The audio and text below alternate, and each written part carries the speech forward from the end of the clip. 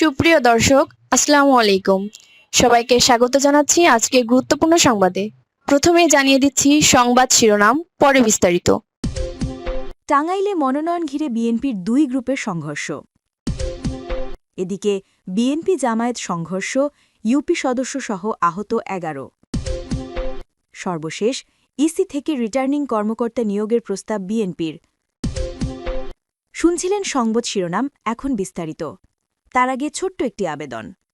একবার চোখ বন্ধ করে ভাবুন তো, যে দেশ একসময় নিজের টাকায় পদ্মা সেতু বানিয়েছিল, যে দেশ প্রথমবারের মতো মেট্রো রেল, বিদ্যুৎ, ডিজিটাল কানেকশন পেয়েছিল, সেই সময়টার নাম শেখ হাসিনা যুগ। হ্যাঁ, হয়তো সমালোচনা ছিল, কিন্তু তখন ছিল উন্নয়ন, ছিল দিক নির্দেশনা, ছিল আশা। আর এখন ইউনূস সরকারের নামে চলছে নতুন অধ্যায়। বলা হয় তারা আনছে গণতন্ত্র, বাকস্বাধীনতা, ভোটাধিকার। তবে প্রশ্ন থেকে যায়, উন্নয়ন না স্বাধীনতা, কোনটা আজ আপনার কাছে বেশি গুরুত্বপূর্ণ? যদি আপনি মনে করেন শেখ হাসিনার সময়টাই ছিল ভালো, তাহলে নিচে লিখুন, জয় বাংলা, জয় বঙ্গবন্ধু, শেখ হাসিনার মুক্তি চাই। আর যদি বিশ্বাস করেন বর্তমান সরকারের নীতি দেশকে এগিয়ে নিচ্ছে, তাহলে লিখুন, সময় এখন পরিবর্তনের। সাবস্ক্রাইব করুন আমাদের চ্যানেল, কারণ আমরা যা বলি বড় বড় মিডিয়া তা ভয়ে আড়াল করে রাখে। চলুন বেশি কথা না বাড়িয়ে বিস্তারিত জেনে নিই। টাঙ্গাইলে মনোনয়ন ঘিরে বিএনপির দুই গ্রুপের সংঘর্ষ। টাঙ্গাইল ১ মধুপুর ধনবাড়ী আসনে দলীয় মনোনয়নকে কেন্দ্র করে মধুপুর পৌর শহরে বিএনপির দুই পক্ষের দফায় দফায় পাল্টাপাল্টি ধাওয়া ও সংঘর্ষের ঘটনা ঘটেছে।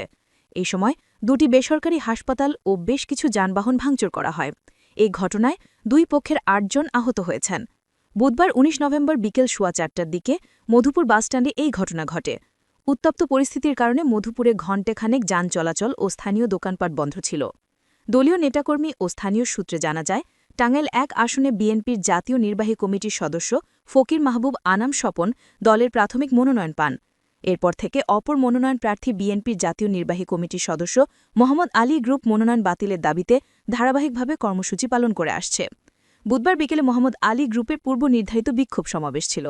বিকাল সোয়া ৪টার দিকে বাসস্ট্যান্ডে দুই গ্রুপের মধ্যে ধাওয়া পাল্টাও সংঘর্ষ শুরু হয়। এ সময় লাইফ কেয়ার হাসপাতাল ও এশিয়া হসপিটাল এবং বেশ কিছু যানবাহন ভাঙচুর করা হয়।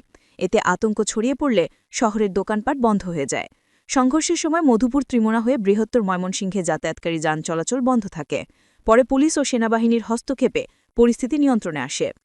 মধুপুর উপজেলা বিএনপির সাধারণ সম্পাদক স্বপন গ্রুপের অনুসারী নাসির উদ্দিন বলেন, আমরা শান্তিপূর্ণভাবে বাসস্ট্যান্ডে সমাবেশ করতে আসি। এই সময় ময়মনসিংহ রোডে মোহাম্মদ আলী গ্রুপের লোকজন অবস্থান করছিল। এমন পরিস্থিতিতে স্থানীয় প্রশাসন সমঝোতার চেষ্টা করে, কিন্তু তারা সমঝোতার চেষ্টা অবজ্ঞা করে আমাদের নেতাকর্মীদের ধাওয়া করলে সংঘর্ষ হয়। এ ঘটনায় মধুপুর পৌর বিএনপির যুগ্ম অভিভাবক আরিফ পারভেজ ও সাব্বির আহত হন। এর মধ্যে পারভেজকে উন্নত চিকিৎসার জন্য ময়মনসিংহ মেডিকেল কলেজ হাসপাতালে পাঠানো হয়েছে। মধুপুর উপজেলা বিএনপির সভাপতি স্বপন গ্রুপের অনুসারী জাকির হোসেন সরকার বলেন, মোহাম্মদ আলীর সমর্থকরা তারেক রহমানকে নিয়ে কটূক্তিমূলক কথাবার্তা বলে। স্বপন ফকিরের কর্মী সমর্থকরা প্রতিবাদ জানান।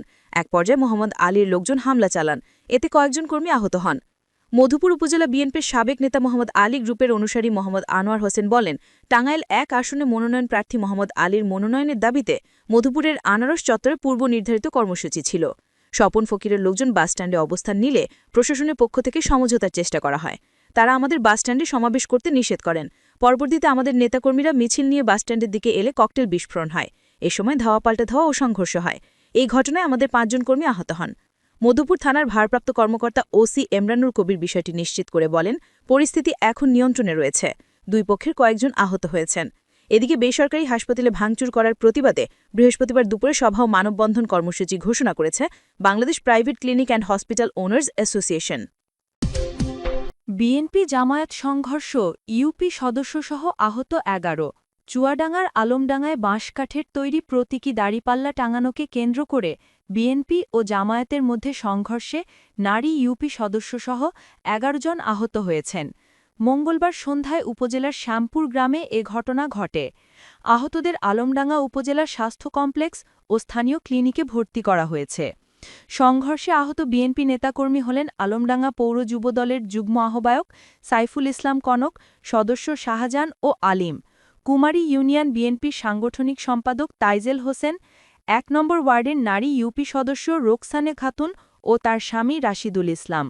জামায়াতের পক্ষের আহতরা হলেন শ্যামপুর গ্রামের মুরাদ আলী, আরিফ হোসেন, লালটু রহমান, অল্টু হোসেন ও তার মেয়ে ফাতেমা খাতুন। তারা সবাই জামায়াত কর্মী। স্থানীয় ও পুলিশ সূত্রে জানা যায়, মঙ্গলবার বিকেলে শ্যামপুর গ্রামে জামায়াতের কর্মীরা তাদের দলীয় প্রতীকের আদলে বাঁশ কাঠের তৈরি প্রতীকী দাড়িপাল্লা টাঙাতে গেলে বিএনপি নেতা রাশিদুলের সঙ্গে তর্কাতর্কি হয়। এক পর্যায়ে উভয় পক্ষের নেতাকর্মীদের মধ্যে হাতাহাতি হয়। পরে পৌর যুবদলের কয়েকজন জামায়াত কর্মী অল্টুর বাড়িতে হামলা চালান বলে অভিযোগ রয়েছে। এতে অল্টু ও তার মেয়ে আহত হন। পরে জামায়াতের নেতাকর্মীরাও পাল্টা হামলা করলে দুই পক্ষের মধ্যে সংঘর্ষ ছড়িয়ে পড়ে। আলমডাঙ্গা উপজেলা বিএনপির সাধারণ সম্পাদক আমিনুল ইসলাম রোকন বলেন, জামায়াতের ব্যানারে যুবলীগের কর্মীরা পরিকল্পিতভাবে তাদের নেতাকর্মীদের উপর হামলা চালিয়ে তাদের ৬ জন নেতাকর্মী আহত হয়ে চিকিৎসাধীন। উপজেলা জামায়াতের আমির শফিউল আলম বকুল বলেন, তাদের কর্মীরা প্রতীকী দাড়িপাল্লা টাঙাতে গেলে বিএনপির মহিলা ইউপি সদস্য ও তার স্বামী বাধা দেন। পরে বিএনপি নেতাকর্মীরা তাদের কর্মীর বাড়িতে হামলা করে। এতে সংঘর্ষের ঘটনা ঘটে। আলমডাঙ্গা উপজেলা স্বাস্থ্য কমপ্লেক্সের জরুরি বিভাগের চিকিৎসক ডাক্তার ফারুক হোসেন সমকালকে জানান, সংঘর্ষের ঘটনায় মঙ্গলবার রাতে ৩ জন ও ভোরে আরও ১ জন স্বাস্থ্য কমপ্লেক্সে ভর্তি হয়েছেন। আহতদের মধ্যে ৩ জনের মাথায় সেলাই দেওয়া হয়েছে, এছাড়া ১ জন হাতে আঘাত পেয়েছেন। আলমডাঙ্গা থানার ভারপ্রাপ্ত কর্মকর্তা ওসি মাসুদুর রহমান জানান, দুই পক্ষের মধ্যে সংঘর্ষের খবর পেয়ে পুলিশ ঘটনাস্থলে গিয়ে পরিস্থিতি নিয়ন্ত্রণে আনে। বর্তমানে এলাকায় স্বাভাবিক অবস্থায় রয়েছে। এ ঘটনায় উভয় পক্ষ থানায় লিখিত অভিযোগ দিয়েছে। তদন্ত সাপেক্ষে আইনগত ব্যবস্থা নেওয়া হবে। সর্বশেষ, ইসি থেকে রিটার্নিং কর্মকর্তা নিয়োগের প্রস্তাব বিএনপির। ত্রয়োদশ জাতীয় সংসদ নির্বাচন অবাধ ও সুষ্ঠু করতে সরকারের কাছে নতজানু না হয়ে নির্বাচন কমিশনকে শক্ত অবস্থান নেয়ার আহ্বান জানিয়েছে বিএনপি। সংবিধান অনুযায়ী নির্বাচন কমিশনকেও পদক্ষেপ নেয়ার পরামর্শ দিয়েছেন তারা।